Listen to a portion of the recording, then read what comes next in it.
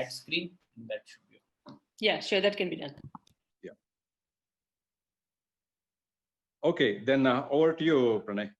All right. I'll just share my screen. Soumya, maybe you have to give the share to No, he Pranay. can share his screen. He's already a panelist. No, host has disabled attendee screen sharing, it says. So. Okay.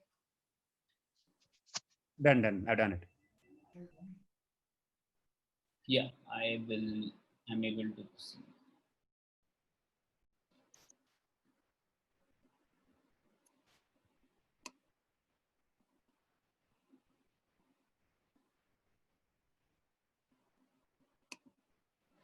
All right, hope the screen is visible and I'll get started. So first of all, good evening everyone, and thank you to BNP for this opportunity to talk about BBMP's municipal finances in general. And I'm really happy that there are 40 people on a Saturday evening interested in learning about public finance and BBMP's finance. That's 41 more than I expected. So great to see all of you here.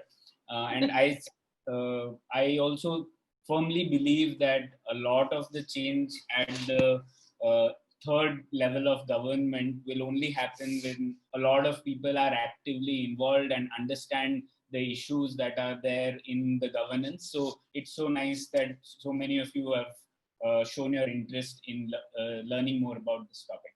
So first of all, what I'm going to do today is what I want to say first up. So today I'm not going to discuss a lot about what BBMP should be doing or what BBMP has been doing, because that is not a domain which I am an expert on. I'm sure you've already had sessions with former BBMP commissioners and Ravi Chandar and others who have told about that in greater detail, and they know BBMP much better than I do. I am a public finance researcher, so I am going to talk more about the theoretical aspects behind public finance and try to match that with the reality of BBMP and see the distance between what the theory says and where the reality is. So that is my aim for today's session. Right. So this is what I'm going to be talking about, and I'm going to be largely focusing on the revenue aspect, that is the income of the BBMP, rather than the expenditure, because that's where the most of the problems like currently is on the revenue side. Effectively, there is very less money available, so a lot of things get hurt on the expenditure side because of that. So we are going to be deep diving on the revenue aspect, and I'll be ending with some solutions that people over the years have proposed in order to increase this revenue of the BBMP. All right, so that's what I'm going to do. I like to start all my public finance classes with this question. So how many governments are there in India? If you have answers, roughly, of course, could you type in on the chat, please? I can see the chat. So roughly how many governments are there in India? That's Shailendra says 3 levels. Yeah, those are the 3 levels of government. I'm asking what's the total number of governments in India? Total number, if you include all governments at all 3 levels.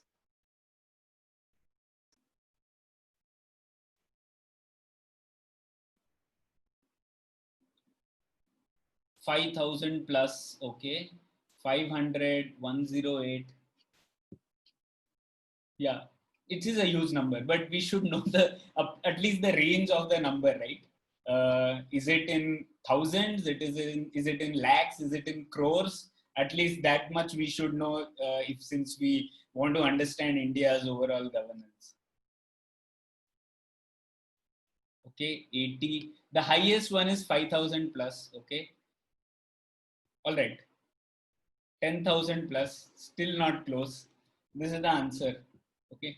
So yeah, there are 2.5 plus lakh governments in India, right? If you include all levels. So that's the size of the governance issues and challenges which happen. Is it applies to this sort of governments, right? If you include all levels of government, this is how we are stacked, right? right? And so issues which happen need to be fixed at so many government levels and so many numbers of governments. That is something to understand, and that is the scale of India. Okay, so that's just to put things in perspective. Okay, so 2.5 plus lakh governments exist in India.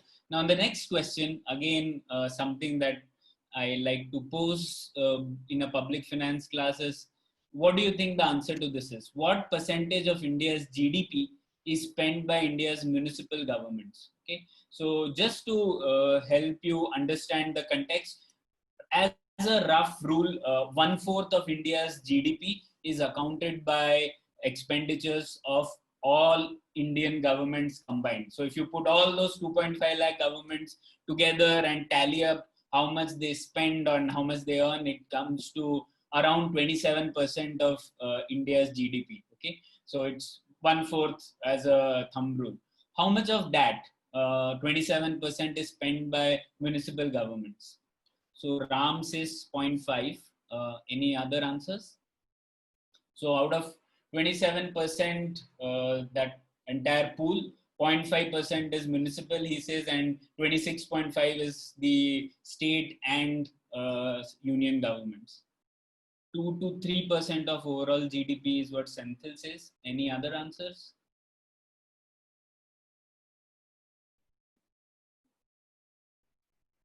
Five. Okay, Shailendra says 5. Okay, this is the answer.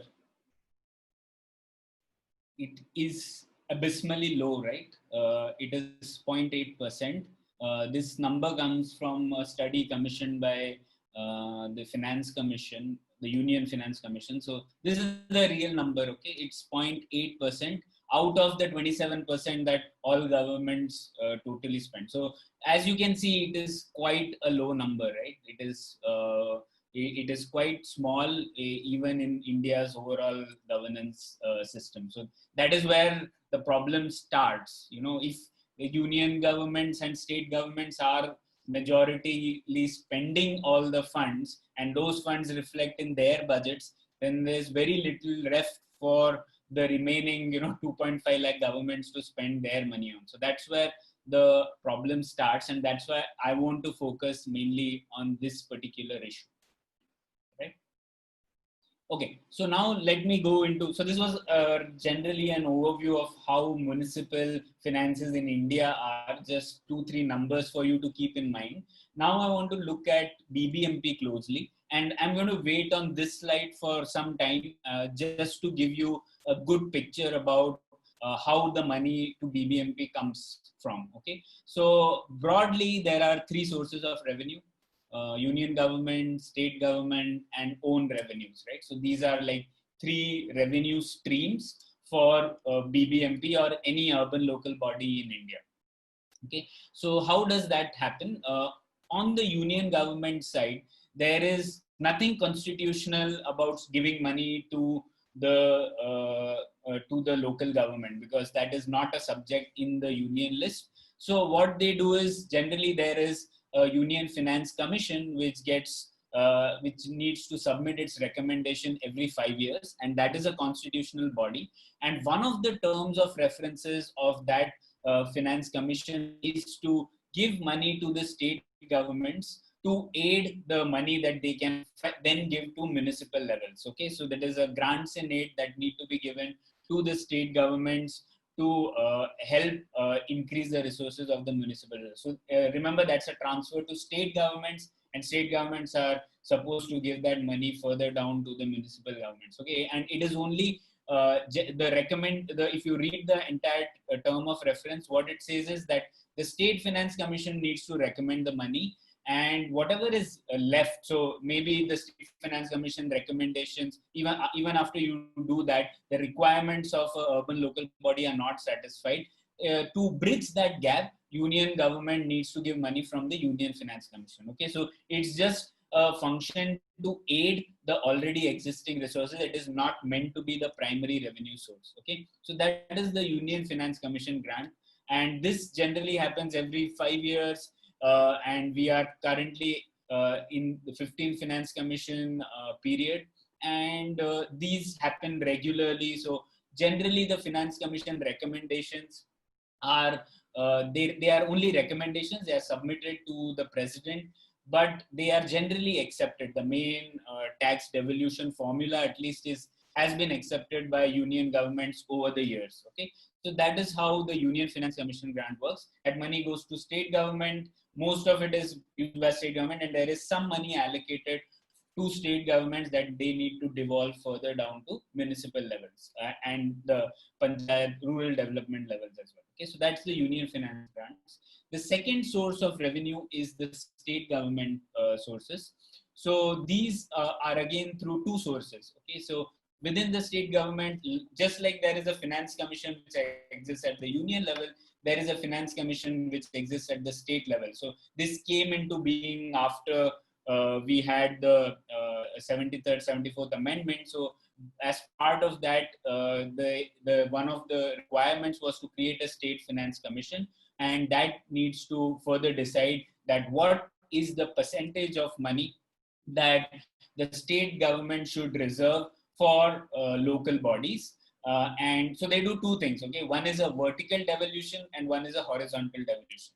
Vertical devolution means what is the share of money between the state government and between all the levels of the third tier of governance, right? So what is the share of, let's say, 50% to state level and the remaining 50% to all the local governments combined. Okay, so currently it's not that high. In Karnataka, for example, it is 90-10. So 90% of the resources are utilized by state governments, and 10% of the revenues by the state government are devolved to all municipal governments of Karnataka, municipal and rural governments of Karnataka combined. Okay.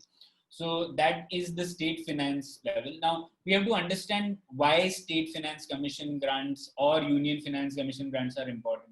The key thing of these grants is they are untied grants. Okay, which means that once you get this money, you can decide as a government on which topics do you want to spend this money on. Okay, they also give some grants which are meant for something specific, let's say for water or let's say for sanitization. But a large percentage of the grants that you receive from Finance Commission are generally untied. Okay, they don't have any conditionalities, so it is beneficial for a government to receive this kind of money, right? Then they can decide their own destiny, they can decide their own priorities. So for example, the priorities of Bangalore might be very different from the priorities of, let's say, Bellary, right? So it should be the responsibility of the local government to decide what I need to spend money on. So in that sense, state finance commission grants, the greater they are, the better it is for a local government, because they can then decide how to use it. In contrast, there is another source of revenue from the state governments, which are other grants.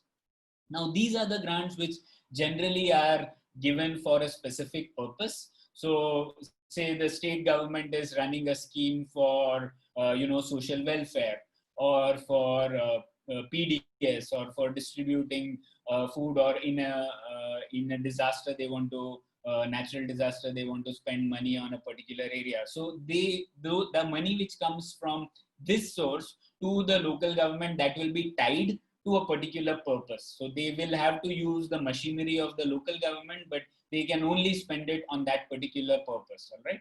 So in that sense, it is if there is a preference for a local government, they will always ask for untied grants, not so much for the other grants, because that is not their own decision. It's the state government deciding, but utilizing the machinery of the local government to distribute that particular resource. All right. So this is the second level.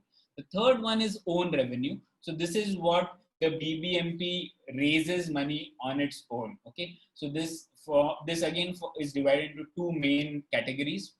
One is the tax revenue. So this is what the BBMP, the taxes that you pay then go to BBMP. That's the money that goes in this kitty. And non-tax revenues are all the user charges or the fees that you pay.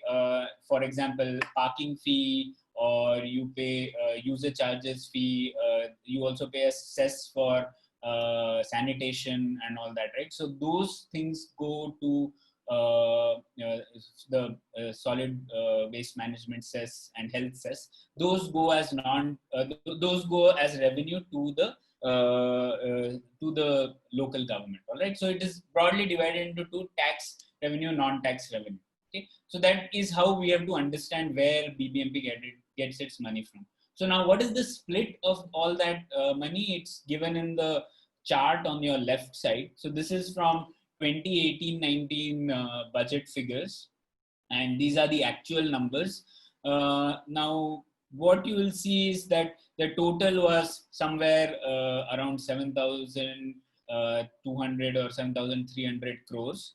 That was the revenue that BBMP had at its disposal that particular financial year. Okay. And what was the split within it? The own revenue sources, as you can see, are around close to 4,000 crores. So that was the biggest revenue source as such. Closely following that are the government of Karnataka grants, okay, and then the government of Karnataka grants via the State Finance Commission. Now you can see that the government of Karnataka grants via State Finance Commission are quite low compared to the government of Karnataka grants, which are the other grants that I have put above, right? So you can clearly identify based on what I have said that these will be mostly grants which will be tied to a particular purpose. So it's not that these funds come to BBMP and BBMP can decide where to use these funds, but they are tied to a particular purpose. But the State Finance Commission grants are lesser. Now, if you combine both GOK grants and GOK grants via State Finance Commission, they almost make up around 45-50% of the overall revenue stream. Okay, so which means BBMP does not have control over what that money is. So they are dependent for that particular resource on the government of Karnataka's understanding and what they allot that particular year. So that is one major problem, and I'll talk about that in subsequent slides. Right. Thereafter, you have the 14th Union Finance Commission grants, which was quite a small percentage. As I told you, that is not meant to be the main source of revenue anyways. All right. So this is how it is stacked. It was in 2018-19. Now look at the right side chart, and that will give you an indication of the breakup of the own revenue, which I talked about. So that is, how is that own revenue of BBMP divided itself? Now here also, I've just taken the main revenue sources and the smaller ones I have combined in others. So you can see that property tax is the major revenue source for BBMP. And it is likely to even continue to be so in the future, because after GST, the other sources of revenue like advertisement tax, etc., have also been subsumed.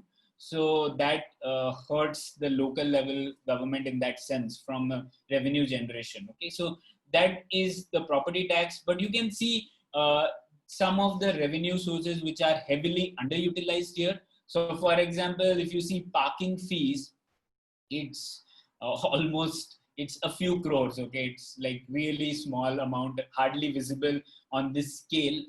So that is one resource underutilized.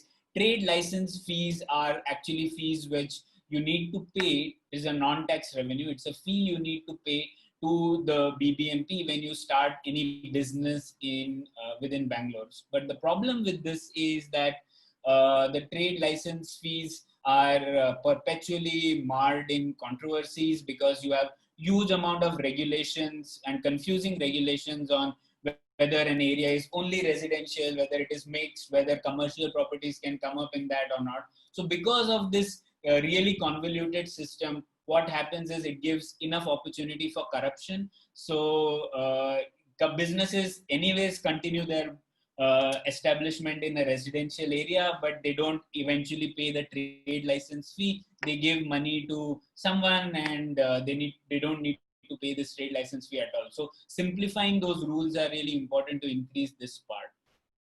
Okay, and then there is interest from banks, improvement charges, road cutting, and OFC. So when other private entities do road cutting and OFC, that money is sort of paid to BBMP as a fee. so that BBMP can repair the roads, etc. later. So that comes under that. And yeah, you can see that the late property tax payment, the fee itself, fine on that itself is a significant portion. And then there are building regulation fees, which are significant as well. Okay.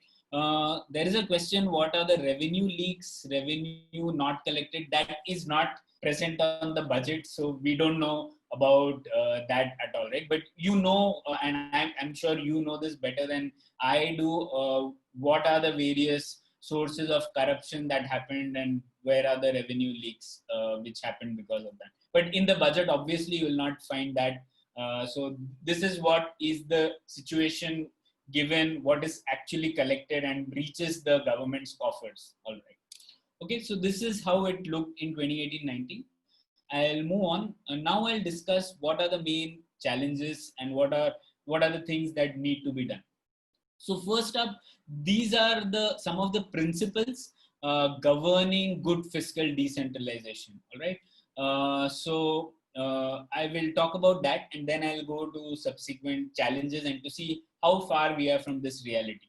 So good principles of fiscal decentralization are these. One, you need to have clear assignment of functions, and assignment should be according to comparative advantage. Comparative advantage means that some levels of government are better at doing certain things, whereas some other levels of government are better at doing certain other things. So the division of responsibility should be on that principle. For example, it is always beneficial that the local government does fixing of roads, right? Because they will know what is the problem when the roads go bad.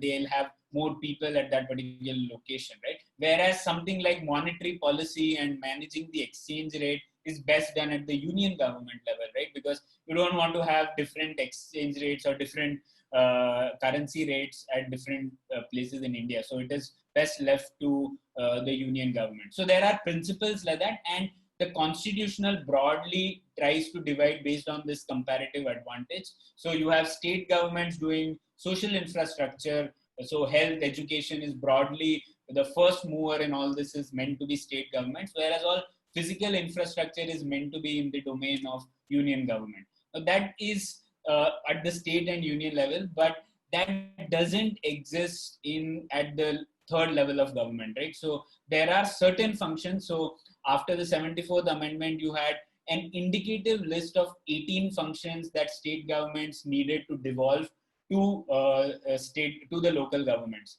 Some states have done all of 18, some states have not done. And the main problem in that is it is of a recommendatory nature. It is not something which was constitutionally set. Just like you have a state list, a union list, a concurrent list, you don't have a list which says that these are the functions for the local government. So we don't have that, and that is one problem. So you don't have a clear assignment of functions.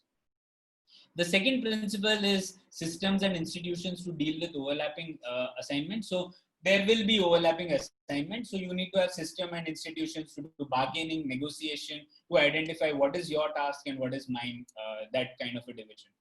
That is another good principle to have. The third principle is finance should follow functions.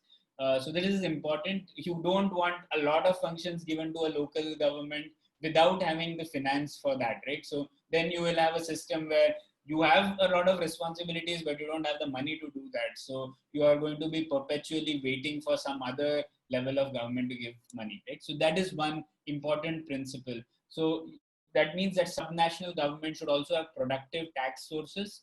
They shouldn't have very narrow tax sources. Otherwise, they will have this problem of extra dependency.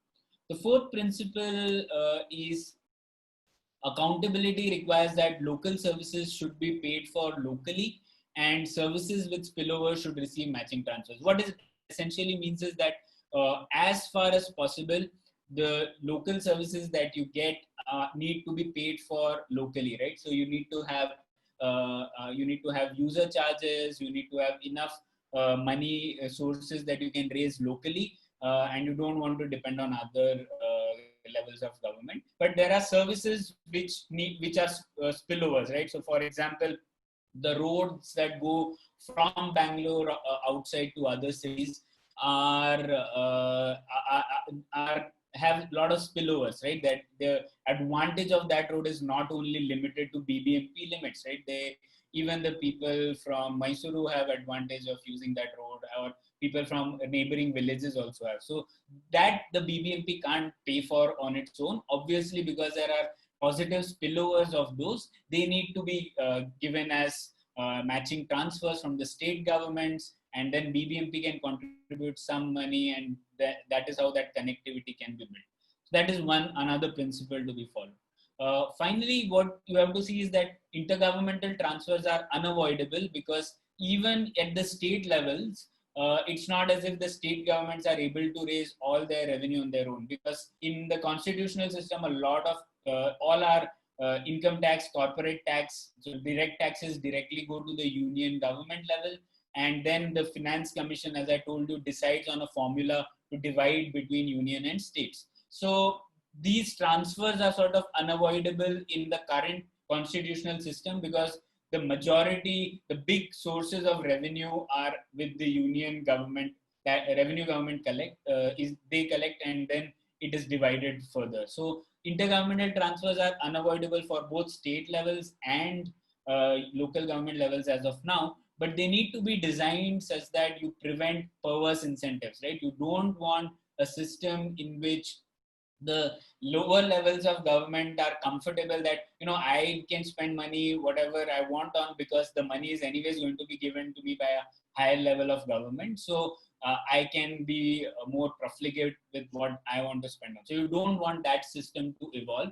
This is something that your fiscal decentralization needs to take into account, right? So this is how it is. These are the principles that should be governing. Now let's see where we are actually. Okay. So I will start with challenge number one, and I'm talking about a challenge that starting with our own revenue sources, right? I don't want to go into state and union government and place the blame on them, but we need to first start from where we are. What is BBMP doing with its own revenue sources? So what we see in that is that there is really very low non-tax revenue from user charges and fees. Okay, so that is one major problem. So, for example, there is free parking available in the CBD areas as well, right? So on MG Road, you can park cars for free.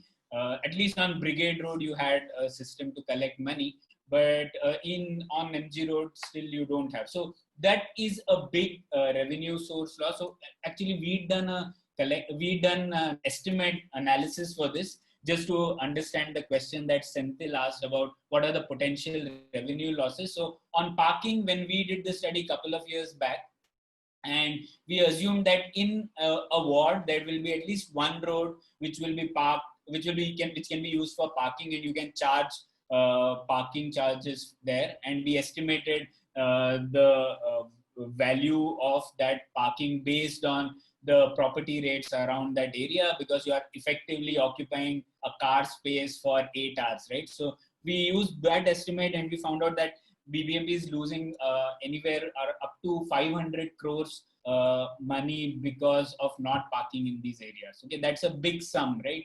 We are talking about BBMP budget itself being of 7,000 crores. So there's almost 7-8% revenue source that we are actually losing out on. So this is something that is not being done. Second thing is that many user fee generating functions are with the state government. So water, public transport, electricity, these are currently, as you know, are handled by parastatals. These are agencies of the state government. They are not the agencies of BBMP. So those user fee things are not coming to the BBMP, right? They are coming to the state government. So that is one issue here.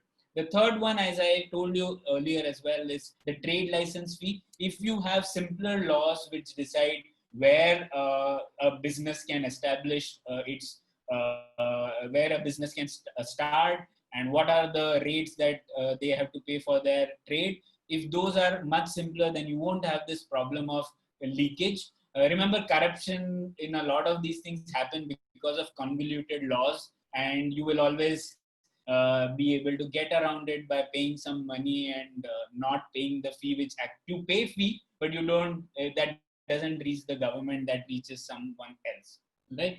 So these are some issues that happen. In revenues, so there's a question in revenues, you said road cutting, how are some of these revenues, aren't these costs, are these charges reimbursed? So as I said, there are some charges, revenues that are given for road cutting. So that is a source that comes to BBMP, and then BBMP can, generally the money is again gone to fix those road cutting which has already happened, right? So that is one revenue handle, which I spoke about earlier.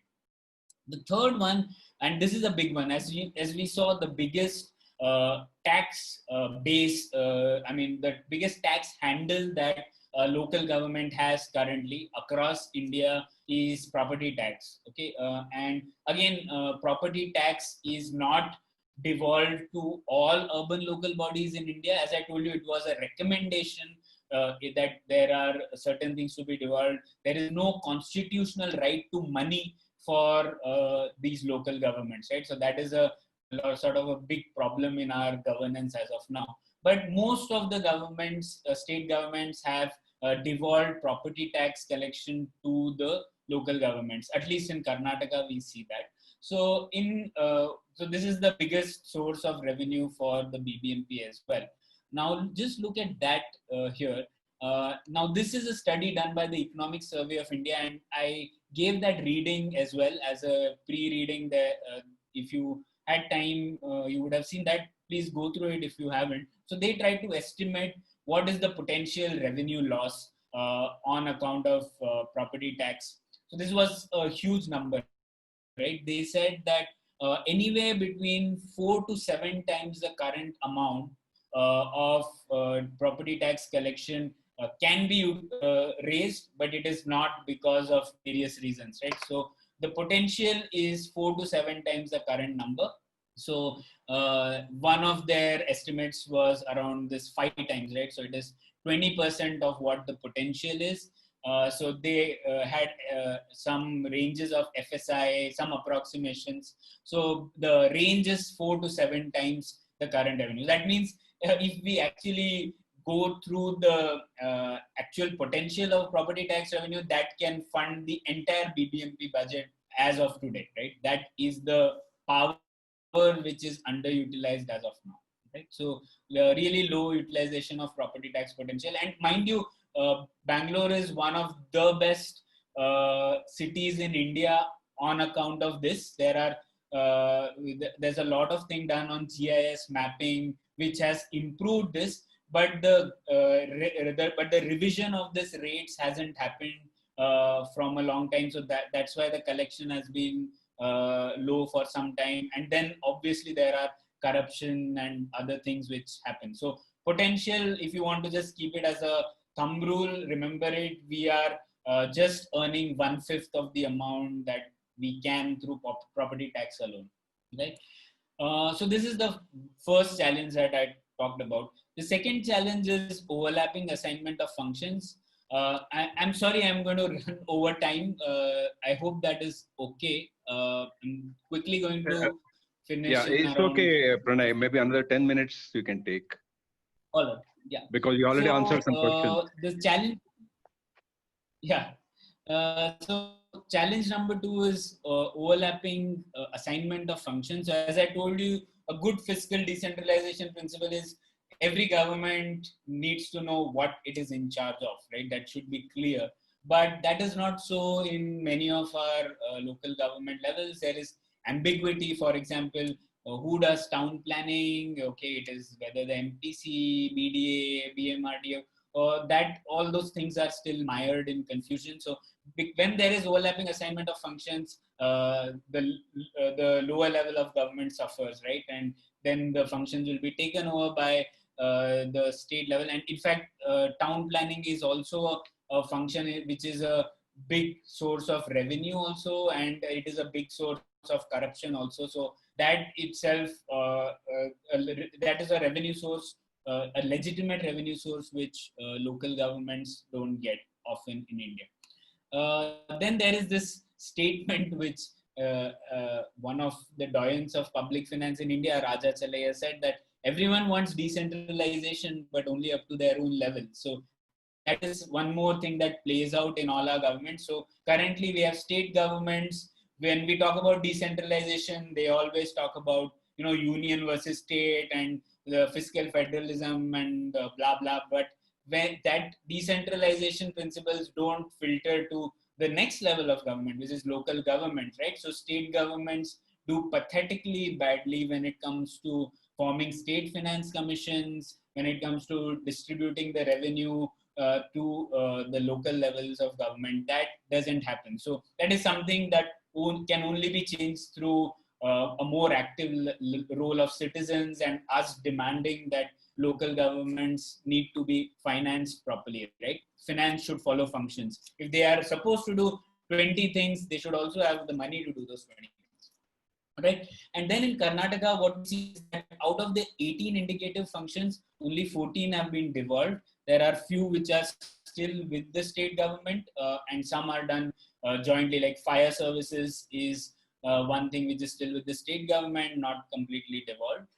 And remember, these are only indicative functions. So actually state governments can go above and beyond and assign another function to the local government as well. For example, they can decide that public transport in Bangalore can be done by BBMP or by an agency of BBMP, and they can hand it over to them. There's perfectly possible the state governments and the state legislature can do that. But that is obviously, we are far away from that. We are not even the 18 indicative functions which exist have not been devolved. 14 have been.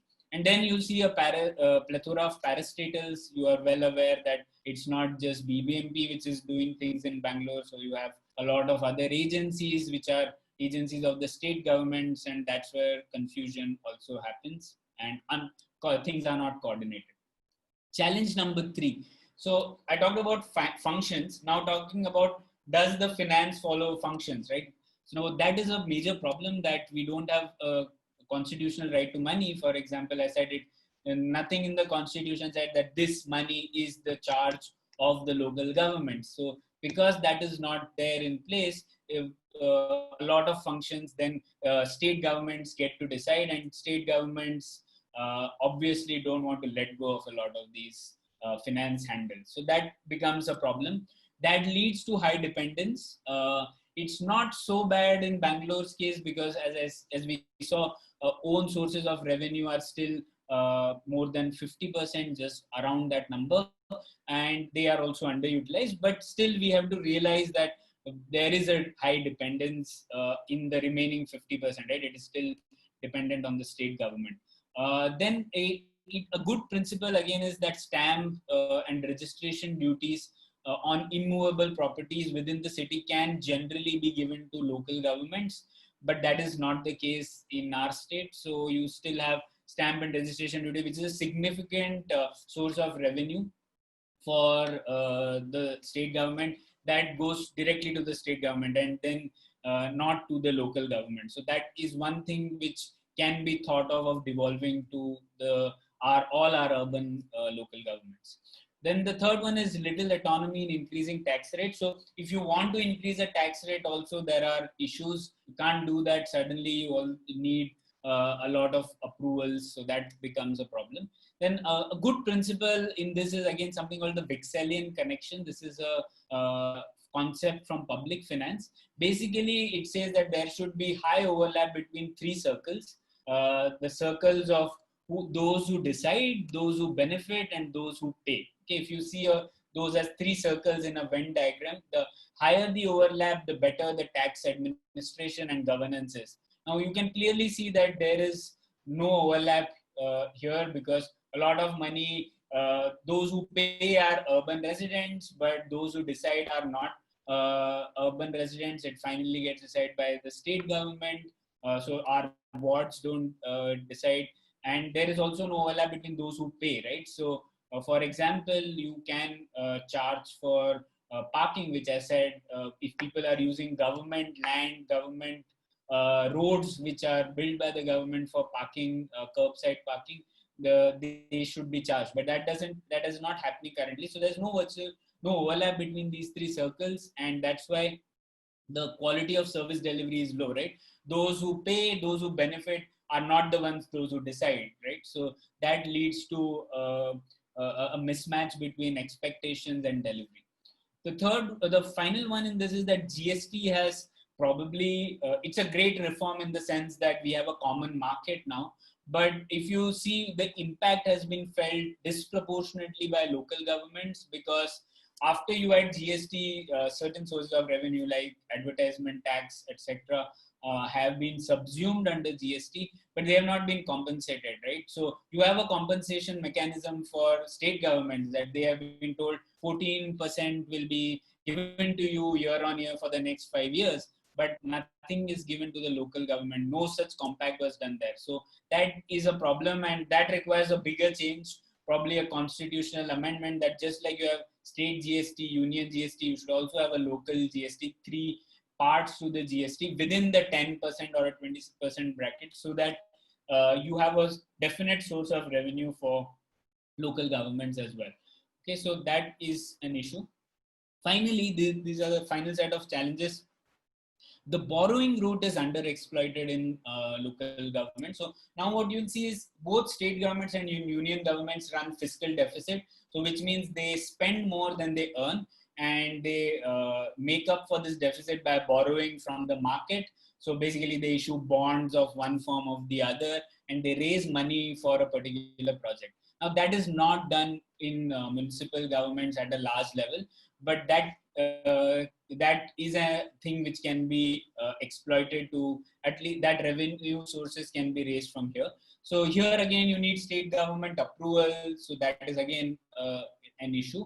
But if you don't have borrowing, then whenever a cash crunch happens, you are not able to finance long-term projects, which is capital expenditure, and that gets hit. So pays, salary, pensions are not things that you can cut down. So whenever there is a crunch, like in the case of COVID-19, which we'll have, capital expenditure becomes a problem. So it is always good if you have borrowing sources, so you can finance a lot of long-term capital projects through the borrowing route. And it is a good way to run a fiscal deficit, because you're not utilizing that fiscal deficit to finance just your salaries and your pensions, but you're doing something for a long term. So it is a valid way to spend. But so this is what municipal bonds have talk about. So there's a question also: are municipal bonds to depend on? There are a few municipal bodies in India which have tried. So Pune has tried recently. And before Pune, for 14 years, there was no municipal bond exercise. But before that, I think Surat has tried, Ahmedabad has tried. But that is something which has not been exploited. Now, municipal bonds are good for this purpose. You can get money from the market and use it for a capital expenditure project, long-term project that you want to do. The requirement for that is two things. One, you need better accounting practices, because you're not going to get money from the market if your accounting practices are not good, right? So that is one issue. And the second one is anyone who's investing money in municipal bonds would also want assurance that they are going to get the money back, right? So for that, you need to have good system for user charges. So let's say you're going to say that I am going to build a great road in a CBD, but you also need to show an income stream that you will get from that road. So for example, if you're able to say that I'll at least have parking charges from this new road, which will at least make up for the operations and maintenance of that particular road, then it is a much more lucrative offer for an investor who wants to invest in municipal bonds. Okay, so that again, we don't want to raise user charges, and because we don't want to do that, municipal bonds have been under exploited. So if you do those two things, you can raise money through this. Okay, then projects need to be economically sustainable, like I said, through user charges matching at least operational costs. So if you do that, then borrowing route can become more feasible. Okay, this is my last slide. what are the solutions? So these are some of the solutions from again from a public finance theory angle. One is wherever possible charge for local service provisions. So whoever can charge should be charged, right? So you can't give resources for free. When you have underpricing, it leads to overconsumption, and that's what has happened in the case of parking, in case of many other things as well. So it is always a good thing for local bodies to charge. I don't mean by this saying that tax rate should be high, etc., or fines or these fees should be high. What we need is a wide base. So you want a lot of number people to pay even a small amount, right? So if you have that, then you will be able to raise money better. So underpricing leads to overconsumption. That is what is happening. The second thing, and we need to really need more activism and knowledge about this, is the role of state finance commissions. As I said, state finance commission route is great because a lot of funds come from the untied route. So the local governments and board committees probably will have more role to decide where they want to spend money on if this route is enabled, right? But currently the state finance commissions are overall in India in general don't work very well. It's not like the Union Finance Commission where you have public finance experts who are there in it. You have state finance commissions don't employ experts in their body. So you will have not always, at least they sometimes do, but so a lot of their reports take a long time to come out as well. They don't come regularly. So you have a lot of those problems. So you can actually look at the State Finance Commission of Karnataka's reports as well online, and you will figure out there's a big quality mismatch between Union Finance Government and State Finance Commission. This despite the fact that Karnataka is probably the best state on account of State Finance Commission. At least there are generally reports, the quantum of money which is transferred through Karnataka state through the Karnataka State Finance Commission is which is the highest amongst most other states that I can recollect. But obviously a lot more can be done here. Right? Then there is renting out property owned by BBMP. That is another source of revenue. BBMP has a lot of property which can be rented out and it can be leased, and a significant amount of money can be raised through it.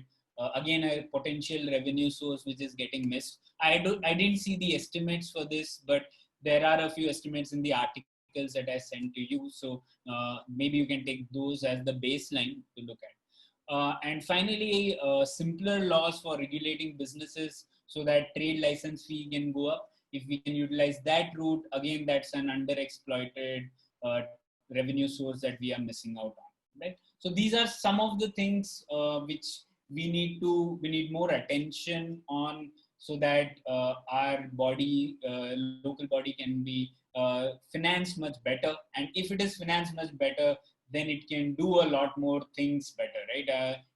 Currently, it is spending things on a lot of things without a good view on the revenue angle, and that's why you see one road built and the other road just next door going bust and not getting repaired. So all those issues, you are better familiar with that than I am.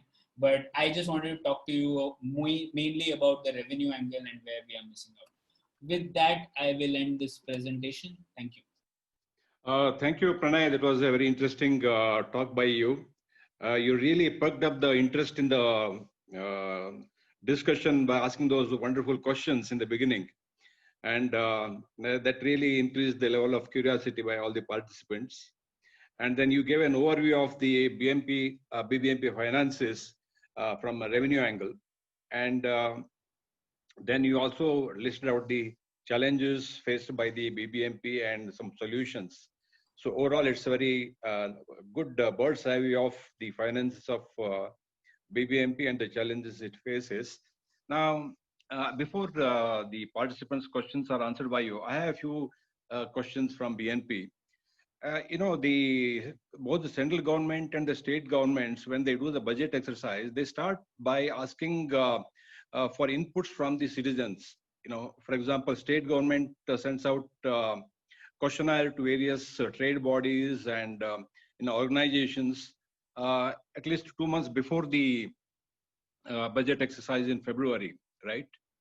So that gives a good input to the finance minister of the state. Similar exercise, of course, also in the union government to decide the contours of the budget, basically the focus areas, right? Now we have not seen that kind of exercise by the BBMP. Now, constitutionally, what is mandated by the civic bodies? How should they build a budget? Right. So, as I said, actually, even constitutionally on the union and state government side, the practice and the theory is quite different. So, even on the state and union government side, for example, the budget process starts with different ministries making their demand for grants, right? So they say that we need in this year we are going to do so and so project. So they'll propose that. And finally, when the budget exercise happens, the voting that you see in the budget session is on this demand for grants of each ministry. And then you approve, okay, MHRD has asked for this money and whether we should approve or that.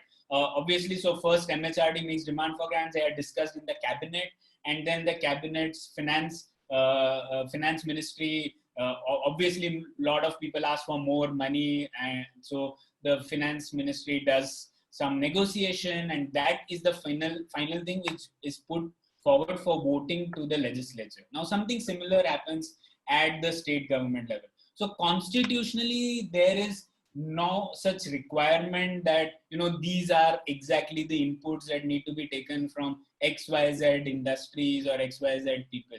So so what eventually ends up happening is most of the expenditures are incremental in nature. So for example, last time the rural development ministry was spending 1 lakh crores. They will say, I want 1 lakh 10 crores this year, and can you make available for me? So that's what happens at union levels and state levels, and I'm sure even at the local levels it happens. Now the problem is more compounded at local levels because, as I said, there's no constitutional right to money mentioned in the constitutional document, right? So you have functions which are given to the local government, that to indicative list, as I said, but none of those are sources of revenue. So there is a problem there. Right. Okay, you mentioned about the funding should be in concurrence with the so they should follow the functions, right? Now in BBMP we are seeing BBMP also spends a lot of money on its schools and colleges, but essentially schools and colleges are the state subject. Now, is it necessary for the BBMP to have these schools and colleges at all as a function? And if not, why money is spent on this? Right. So in the state level, for example, what they have done here, as I said, the list, it's up to the state government to decide what functions they can devolve. So in our state, for example, at least in Bangalore, what they have done is they have given some of these functions, even on health and education in Bangalore, limits to BBMP. So that's why you have BBMP running schools and colleges. But I think it currently, given the capacity that BBMP has, it is probably better that they do public services and basic services first, and then do the other things that are generally done by the state government. So my ideal thing would be that state government should do these functions because it's in their mandate currently, and enable the BBMP to do the functions that it is supposed to do, right? So that would be a better division, but that is not how it is currently. Okay. Yeah, you mentioned, the stamp duty is one revenue source, which, ideally it should be the BBMP rather than the state government, right? Now, are there any other civic bodies in India or big corporations where it is the practice, where the stamp duty goes to the city, corporation? I am not aware. I will find that out and send an email. I haven't looked at some of the other governments, but it is with, I know for sure some state governments have tried it, but I don't know the city exactly. Okay. A good principle why stamp duties and registration are there is because what you want is people who are living in that area to pay for the services, right? So that's the big salient connection I try to. You want to an overlap between those who decide, those who benefit, those who pay. So that's why you property tax is a good source. So the people you don't want, for example, a government to charge for people who are coming from outside just for a couple of days and utilizing that money to fund their sources, right? They don't have any stake in the system here. If they're just going, let's say, coming in and going after a few days or so, right? So you want people who are staying there to have a stake, and that's why property tax is a good system. Similarly, stamp and registration charges, because they are on immovable property, they become good sources. You will have overlap between these three circles. So by fiscal decentralization principles, it is good. But yeah, it needs activism for us to have that being devolved. Okay, good. I think it's the second largest source of revenue for the state government of Karnataka, if I'm not wrong, closely followed by excise duty. Right. Yeah. Thank you. Maybe we can open up the floor for the participant to ask the questions. There are some questions on the road cutting charges, but I want to say that road cutting charges are not really the revenue source for the BBMP. They are more to deter people from doing some unbridled road cutting, because BBMP cannot try to increase the revenue from road cutting fees by motivating the people to cut more roads. So that is not the intention. But if I may just add, you don't want perverse incentives to come up, right? Yeah. So that is. You can have a look at the questions, and maybe there are some questions again on the stamp duty and property tax. Right. I think you have answered many of them or most of them. Yeah, I'll just see if there are things that I haven't. Does water distribution networks, sewage lines, power lines all come under BBMP? Obviously no, right? Those things come under either BWSSB or power lines will come under BESCOM. So those are parastatals which operate currently in parallel to BBMP. So that they are state government bodies. Have all property plots in BBMP area geotagged. So this is the geotagging part started in the early 2000s, and that exercise did happen on GIS mapping.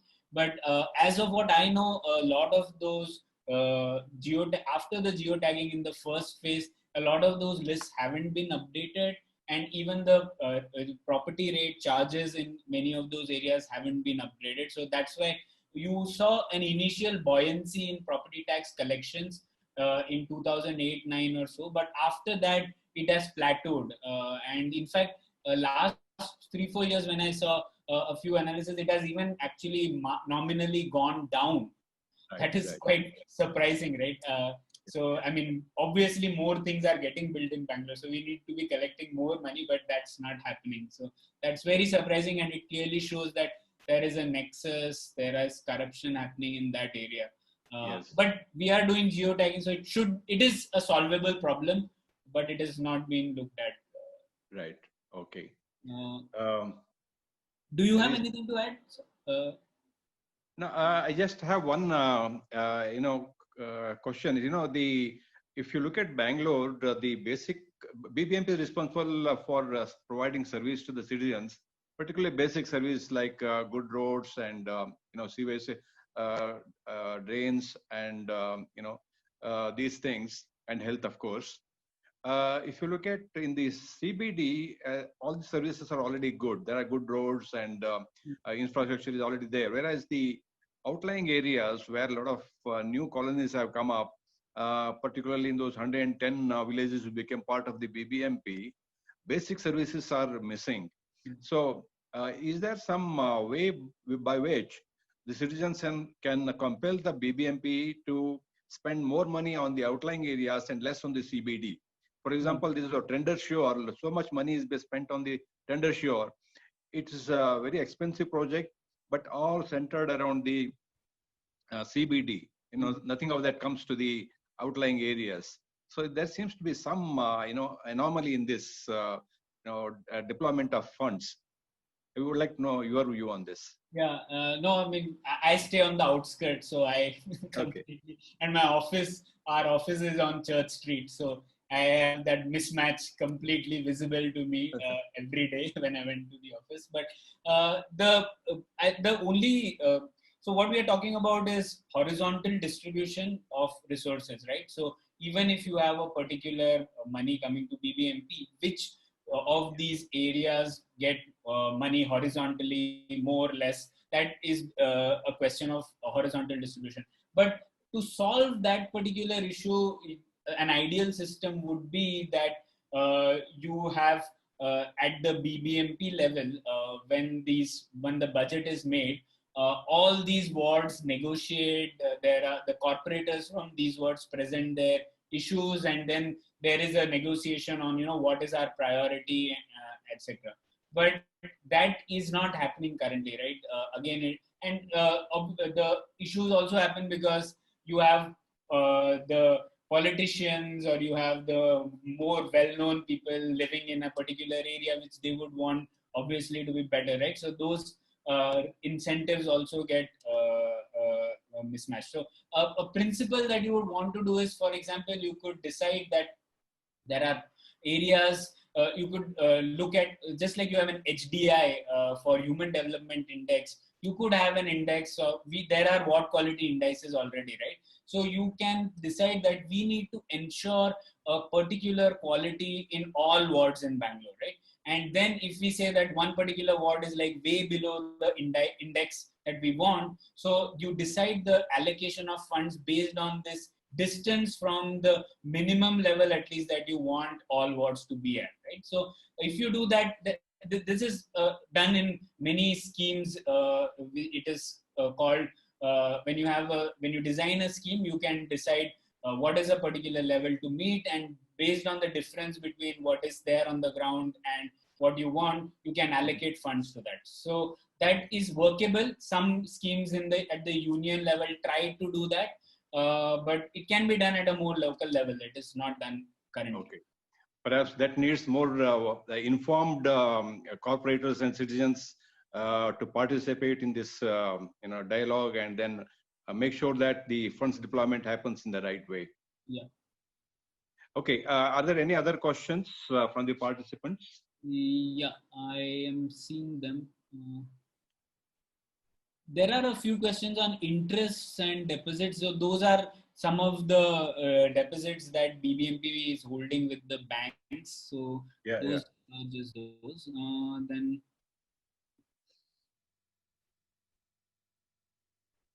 where does it?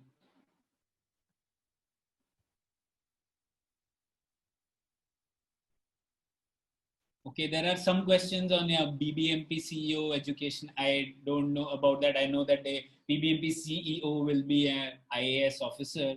That is what I know.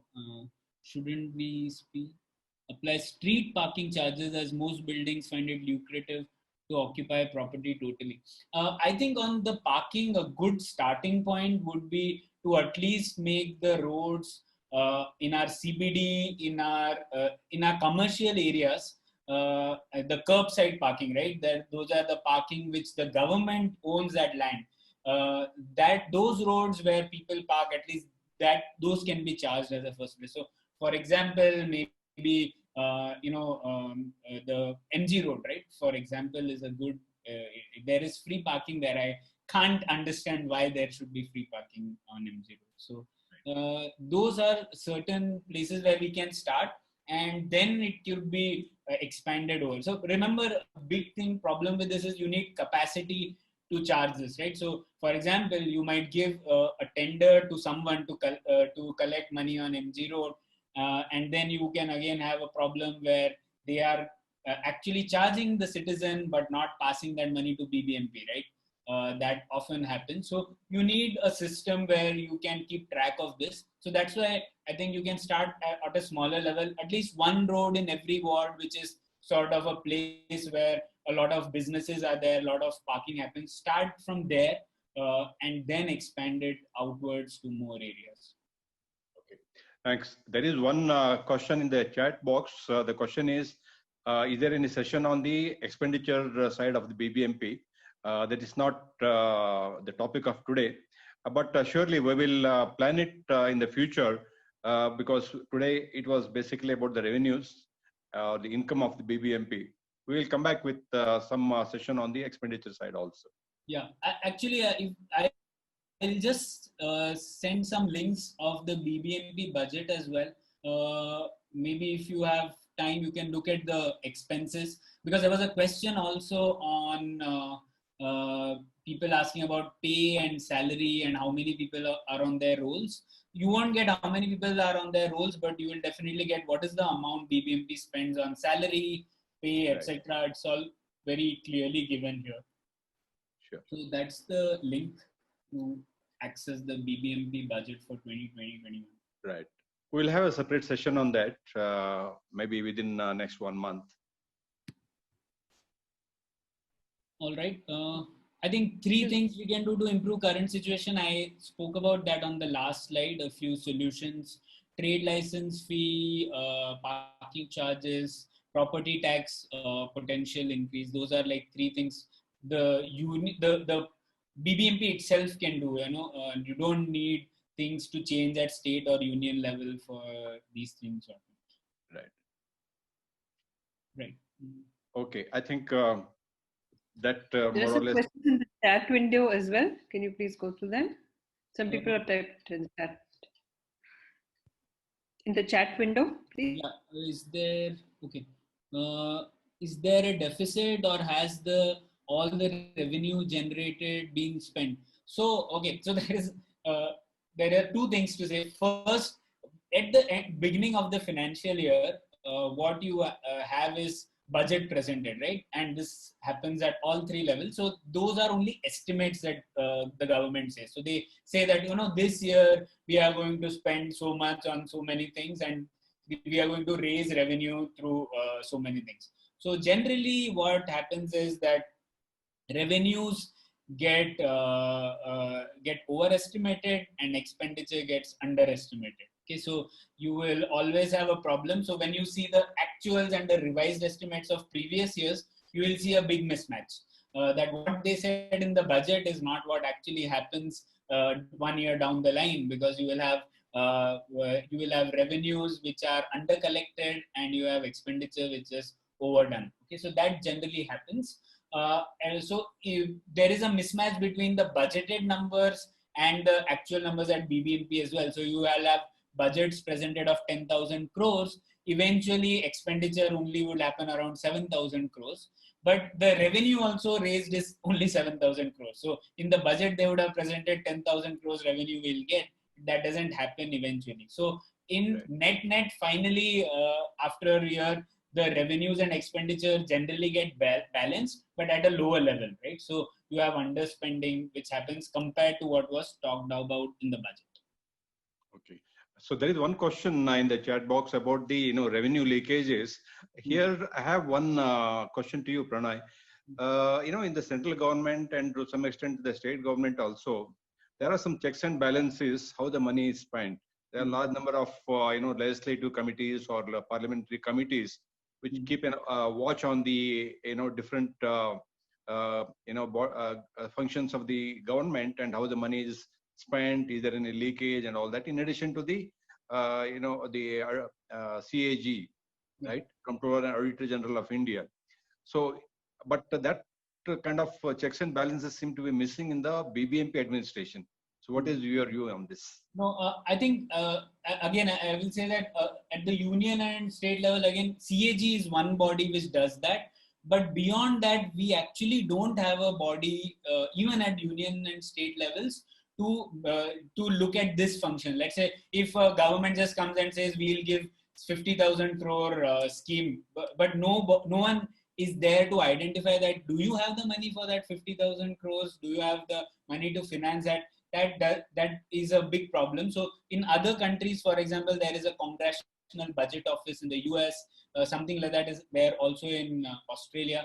And Finance Commission in India also has proposed, the 14th Finance Commission, to form a fiscal council, which is an independent body which will actually do this function of verifying that if you have said, I'm going to start 1 lakh crores, do you have the resources for that? They will independently verify that. So that's an institutional gap we have even at the higher levels of government. Right. But what we can do at the local levels of government is probably have a system, at least a good auditing mechanism like what CAG does at union and state levels, to at least verify that some of the things are not being done in the wrong way, right? Which what the CAG does at the other two. Right. Yeah. As somebody has pointed out that in the private companies, there is a system of reporting the results every 3 months, and then there is an audit and all that. So unfortunately, BBMP accounts have not been audited for a number of years now. And even when the audit is done, its report is not published. So there's a big vacuum there. Yeah. So I think we are coming to close of the session now. I would say ultimately the checks and balances will have to be exercised by the well-informed corporators, because they are the ones who are in the council, and they exercise control over the administration of the BBMP. If the well-informed and committed corporators are there, I think a lot of checks and balances can happen in BBMP, isn't it? Yeah, absolutely. At least once, because our legislature at the third tier is completely dysfunctional, right? It's just a rubber stamp. So that is the first level, right? First level of citizen accountability has to come from that level. At least the questions need to get asked. Once that happens, then there can be committees, there can be a mechanism that can be evolved to do that on a more institutionalized basis. But that's the first thing that needs to fall in place. In fact, in BNP, that is also one of our focus areas. And let's see how things shape up.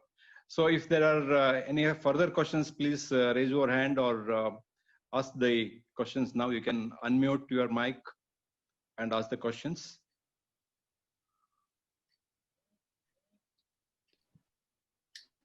Okay, I think all the questions have already come in Q&A and chat. So thank you, Pranay, once again for a wonderful session. Subbu, there's a couple of people who had raised their hand. Sorry? A couple of people who had raised their hand. Rajiv and Thomas Bobby Philip. Okay, we didn't see that. They can ask the questions now. Yeah. Rajiv will be allowed to talk now. Yeah, Subbu, thanks. I've got the mic. So Pranay, thanks for the session. I just had two questions actually. You mentioned about the whole parking aspect, right? So if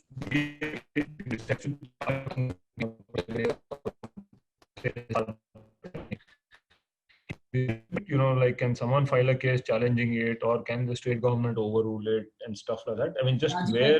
Hear the first part of your question. No, sorry, Pranav. I said if BBMP just decides to, let's say, levy parking fees, like you took the example of NG Road, right? Now, can that be?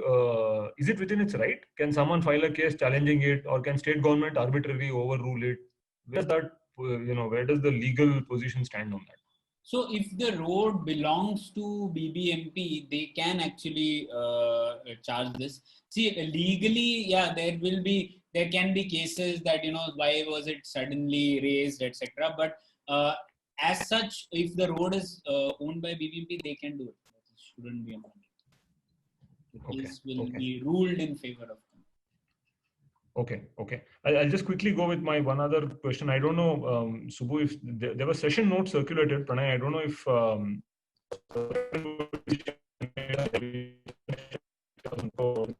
2018.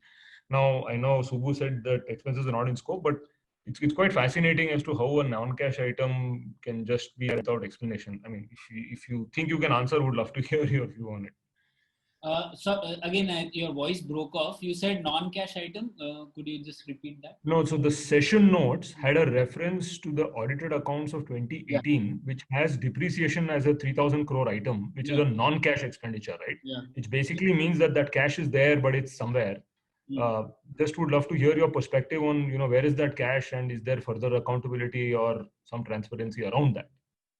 Yeah. So, I mean, this auditing system itself is a problem because it just happens within the BBMP itself. So There is a lot of questions on that. So I have looked at the main budgeting documents, which divide more on cash basis. So on that, obviously you won't see depreciation, and accrual accounting is not done on that. But yeah, all this depreciation is generally taking into account a lot of the capital expenditures that they have done, and that is reflecting on their statements. So Pranay, yeah, can but I there are add no on to more it? details about that on the auditing documents as well, and I am also not aware beyond what is there in the document that the government has released. Pranay, this is Srikanth. Can I add to that? Yeah, please go ahead. Yeah. Rajiv, one of the primary things that BBMP does every year is to do a lot of public works, whether it's drains, roads, etc. And that's an integral part of the whole thing. So the reason why you would find depreciation as the biggest item is because every year BBMP keeps adding to its assets. So a lot of the public works that are done, whether it's drains, roads, and many other projects that are taken up, they do not form part of the revenue expenditure, but they become, as Pranay said, become part of the capital expenditure. So effectively, if you look at, let's say the 2018 accounts, you had a 800 crore surplus, plus let's say about a 3,200 crore of depreciation. That means there was a cash surplus of 4,000 crores, but that 4,000 crores of cash surplus goes into adding more assets. So your capital expenditure increases by 4,000 crores, and then you have a depreciation of 3,200 crores. Your net another 800 crores gets added to your net fixed assets. So that's broadly the logic behind it. As we speak today, BBMP on its books of accounts has almost 14,000 crores of net fixed assets, which has been continuously accumulating. So all the public works that are done, right, all the drains and the roads that are owned by BBMP that you see, that's all BBMP's assets and BBMP's property. So that's the explanation for the non-cash depreciation. So yeah, we'll definitely need more details, but there are some schedules which explains what are the list of assets that BBMP owns. It's not available in too much of detail, but it's at a very, very basic level. So I hope that answers the question. Okay, just to add to that, Raju's question on depreciation. See, the depreciation is, the purpose is to keep aside some money for replacing the asset which is in use, right? So it is not available for revenue expenditure. It is for the future. Understood. Thank you. And those are also recent things which we are able to see now and question, right? Earlier, when you didn't have accrual accounting and all, these numbers were also not even visible. Right. Okay, Josna has one question. Josna, you want to ask? Yeah, actually, Subbu, Thomas Bobby Philip had raised his hand. He's been unmuted. Yeah, thanks. And thanks, Prana. Very nice session. I mean, as always, it's really been quite educative. So just one question that I have, I quite often see scenarios where, budgets are allotted for certain projects, but then those budgets are not being utilized. Yeah. So for whatever be the reason, they are not utilized during a financial year. So financially, does it mean that those budgets can move to the next year, or what actually happens to those unutilized budgets? Yeah. When there are a few things, right? When the things get announced in a budget document, so that means that money is probably can be given to that particular function. Okay, but the actual release of that can be dependent on multiple other things, whether you have approvals on that function or not, all that, right? So if those approvals don't go through, then that money is just it stays in the coffers where it was. So it's not as if it is available for the next year. There is no carry forward as such. There's some amount can be parked in, say, municipal funds or etc., but that doesn't happen for most of the things. So that money just goes by. It's not available for any function. It's not as if there is a pool available of money which you utilize some part of it and the remaining can be utilized next year. All the money in the government is already accounted for in various expenditures already. So if you are not able to allocate from that particular pool, then you don't have that money for the next year. You will need to make a fresh claim for that particular thing. Yeah, we sometimes feel that is this done intentionally so that they can siphon off some money from it? That's where always there's a question coming in. What actually happens to it? So many times we feel that this has been siphoned off. We never know what is actually happening to that money. Yeah, I don't know about BBMP on this count, but generally in the union and state levels, the corruption is not on account of these things. It's not as if they've announced a budget and that money is not there, it's disappeared away. It's just that the corruption happens through other mechanisms, right? And there is a whole political economy of starting any project, then there will be approvals required, those approvals will be delayed and all that. So those things happen, and maybe get the approval for that, there will be another parallel system operating. But it's not as if that money, if you have that project hasn't started, it disappears. It's not like that, at least at the union and state level. Okay, thank you so much. Okay, there was one question in the question answer about whether BBMP's maladministration is because of the borrowed officials from the other departments. But I think this is not true. I think Mr. Jairaj has answered this in a different way. There are a lot of good officers in BBMP, but I think because of the involvement of the politicians, the maladministration is happening in Bangalore. This is known to everybody. So if there are no more questions, then Subbu, I saw one question on the chat window from K.S. Shankar. Has that been answered? The session gave a confirmation that we have a lot more policy decisions being made by the state government, more revenue, improve. We can't hear you, Shrikant. It says, how can BNP, which is looking at only Bangalore, will be able to bring the change apart from bringing transparency and bringing down corruption? So there was a question addressed to BNP. So Pranay, with your permission, can I take that up? Sure, please. So Shankar, and for everybody else, for the moment, let's assume that there are no other policy changes and the state government doesn't cooperate. Let's look at what is the money available to BBMP. At the minimum, we have something like 6,000 to 7,000 crores available with us comfortably. Because as of 2018 itself, BBMP's own revenue generation was around 3,500 to 4,000 crores. In today's context, it will be at least about 5,000, 5,500 crores, and some grants will definitely come in. So let's say we have only 6,000 to 7,000 crores. And I never knew in my life that I will say only 6,000 to 7,000 crores, right? 6,000 to 7,000 crores is actually a lot of money. Bulk of the money today in BBMP is getting mismanaged in projects that we do not need. Is getting mismanaged in projects that are more comfortable for nefarious elements to siphon off the money, and so on. If you are able to bring governance to just this 6,000 to 7,000 crores consistently over a period of 5 years, and that's something which is well within the control of the BBMP, the BBMP Council, and the standing committees.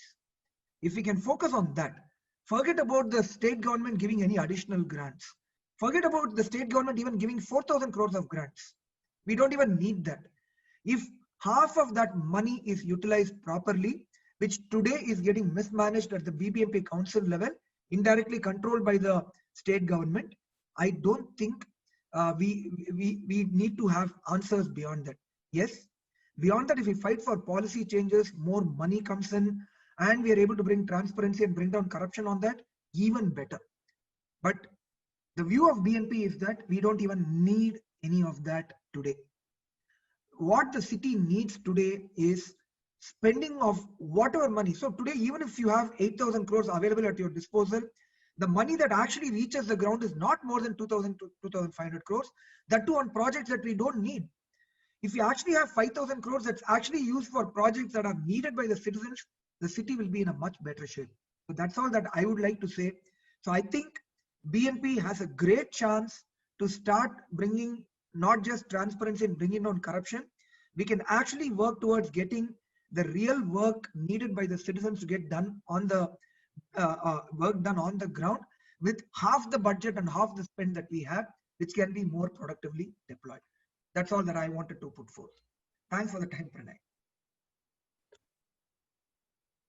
Thank you. Okay, I think there are no more questions as I can see. So Pranay, once again, it was a great session. I think many of the inputs you have given will help us to finalize our manifesto. You know, we have a manifesto function-wise, like there is one manifesto for the finances of BBMP. We'll take your input to, develop and, finalize our manifesto. And maybe we'll come back to you, ask some questions in the future also to do that. And this was a great session. A lot of questions have been answered by you, and a great insight into the finances of BBMP we got today. Thank you so much. Thank you, participants, for taking that keen interest in asking the questions. And have a good day. Thank you so much. I wish you all the best. It's a great initiative to look at. Thank you. Thank you. Thank you.